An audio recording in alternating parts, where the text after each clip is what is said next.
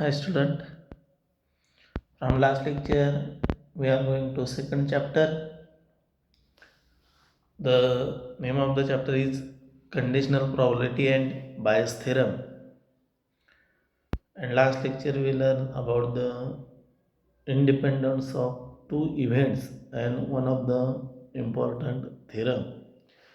Now in this lecture we are going to examples. The first example is A and B are independent with P of A is equal to 0.5 and P of B is equal to 0.4.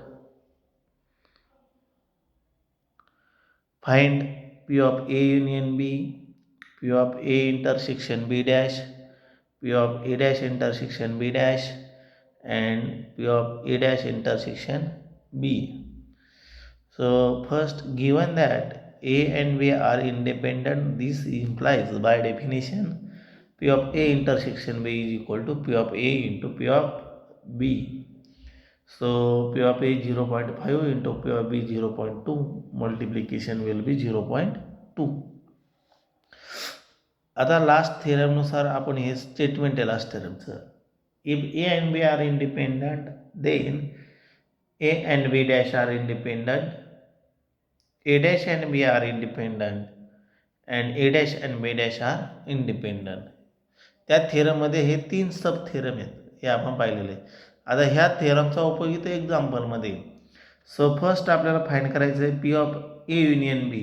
A union बीचा directly formula आहे P of A plus P of B minus P of A intersection B. ठीक आहे, पण P of A 0.5, P of B 0.4 आणि intersection आपण इथं find केलेलं आहे 0.2. सो टोटल उत्तर येईल 0.7. ठीक आहे. P of A intersection B dash direct काय येईल P of A into P of B dash. कशानुसार ए अँड बी डॅश कसे येतं इंडिपेंडंट, त्यामुळे direct definition P of A into P of B dash. P of एची किंमत 0.5. P of B dash आपल्याला दिला आहे का एक्झाम्पलमध्ये नाही. पी ऑफ बी वरून बी डॅश काढायचा, कारण दोघांची बेरीज किती आली पाहिजे जी 1 आली पाहिजे. इथं 0.4 आहे म्हणजे बी डॅश किती राहिला 0.6. इथं ए डॅश किती येईल इथं 0.5 आहे, तर ए डॅश पण किती येईल 0.5. दोघांची बेरीज 1 यायला पाहिजे, त्याप्रमाणे पी ऑफ बी डॅशची किंमत 0.6 आणि 6 पंचे 30, 0.3 उत्तर आलं. So next P of A dash intersection B dash. P of A dash intersection B dash is equal to P of A dash into P of B dash. P of एची किंमत 0.5 आहे म्हणून A dash पण 0.5. P of बी डॅशची किंमत P of B 0.4 आहे म्हणून P of बी डॅशची 0.6 आणि दोघांचा गुणाकार केला तर 0.3.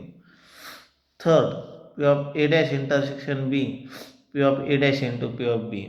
So 0.5 into 0.4 0.2. अशा पद्धतीने तुम्हाला त्या थेरमवरती एक्झाम्पल आहे.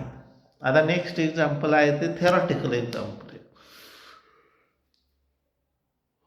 काय एक्झाम्पल आहे तर वाचा. Suppose a card is drawn. Card म्हणजे playing card. A card is drawn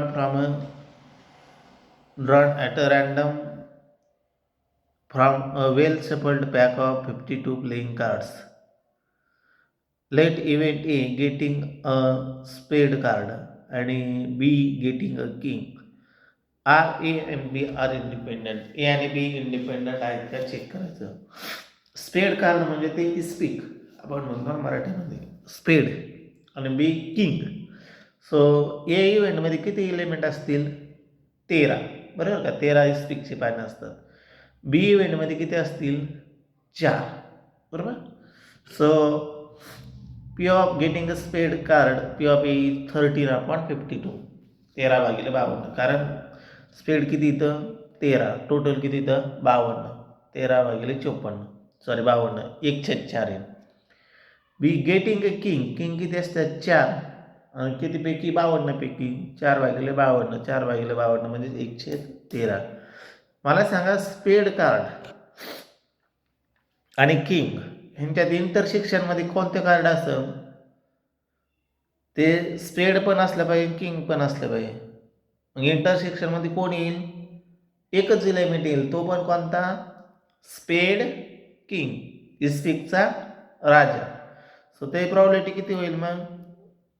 A intersection B is equal to king आणि P of A intersection B is equal to 1/52. आणि मग होते का condition satisfy? Let 1/52 is equal to 1/4 गुणिले 1/13 म्हणजेच P of A into P of B. ही condition satisfy झाली. P of A intersection B is equal to P of A into P of बी, म्हणजेच ए and बी कसे झाले? इंडिपेंडंट. जर हे equal नसतं आलं तर दे आर नॉट इंडिपेंडंट असं आपण म्हटलं असतं. तर असे थेरॉटिकल एक्झाम्पल पण तुम्हाला तिथं येऊ शकतात. ठीक आहे. नेक्स्ट एक्झाम्पल आहे, suppose A and B are two events define on S किंवा सिग्मा, एस असो किंवा सिग्मा असो, define on sigma. If P of A is equal to 0.8, P of A union B is equal to 0.9 and P of B is equal to X लिहिलेलं आहे बरं का, X. Find the value of X if A and B are. First condition आहे independent आणि second condition आहे mutually exclusive. So given काय आहे? P of A is equal to 0.8, P of B is equal to X आणि P of A union B is equal to 0.9. मग पहिली condition वापरू आपण इंडिपेंडंटची. If A and B are independent. Independent म्हणजे काय? ते सूत्र P of A intersection B is equal to P of A into P of B. If A and B are independent, then P of A union B is equal to P of A plus P of B minus P of A intersection B. पण P of A intersection B चा इथं formula replace करायचा P of A into P of B. ठीक आहे. तर किती येईल ते मग? 0.9 इज इक्वल टू 0.8 अधिक एक्स वजा 0.8 एक्स. 0.8 इकडं पाठवा, 0.9 मधून 0.8 गेले 0.1 राहील आणि एक्समधून 0.8 गेला, एक्स गेला तर 0.2 एक्स आणि म्हणजेच X is equal to 0.1 divided by 2. So X is equal to 0.5.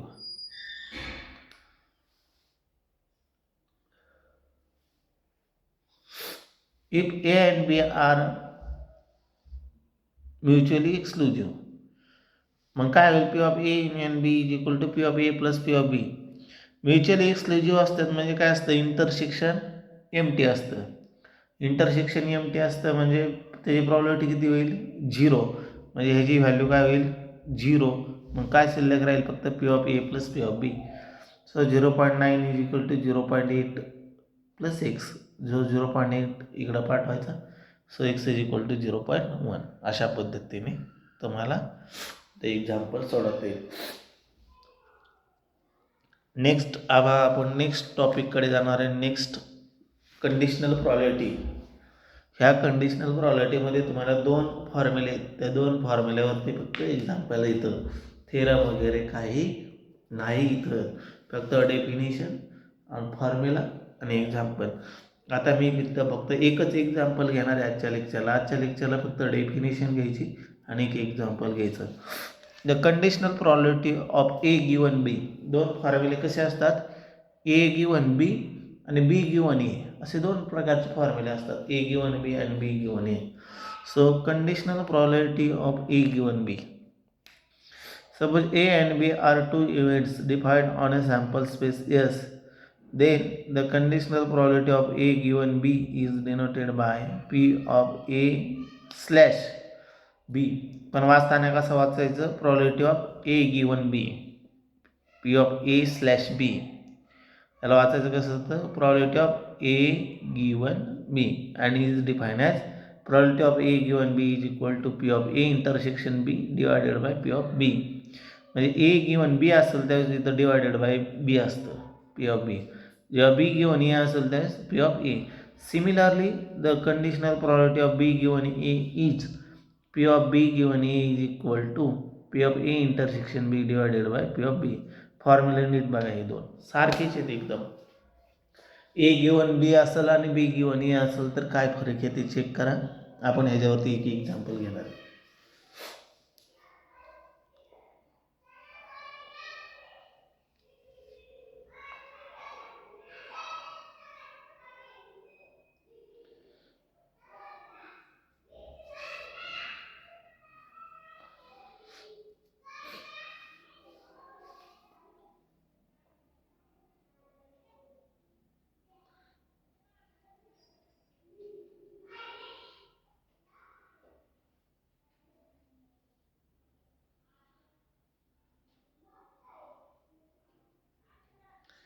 So example,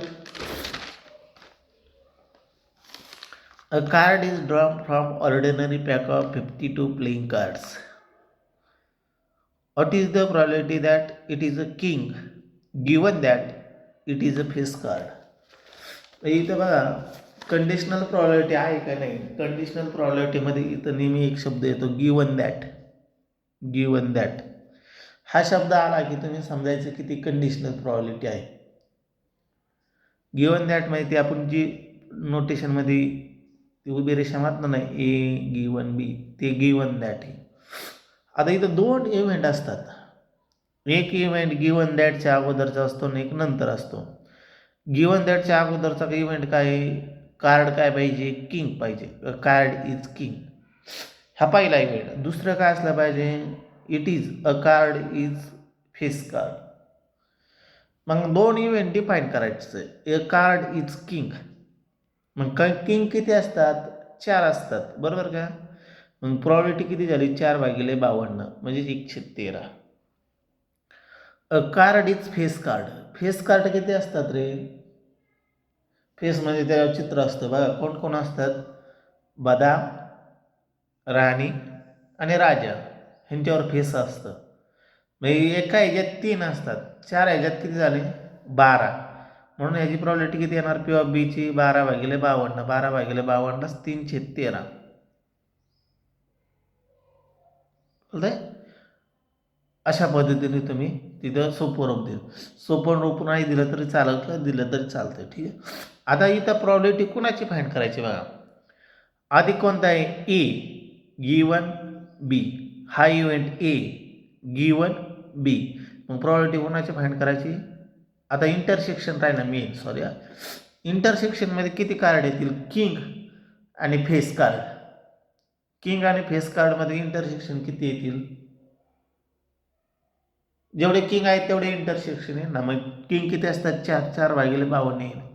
so P of A given B, P of A intersection B divided by P of B.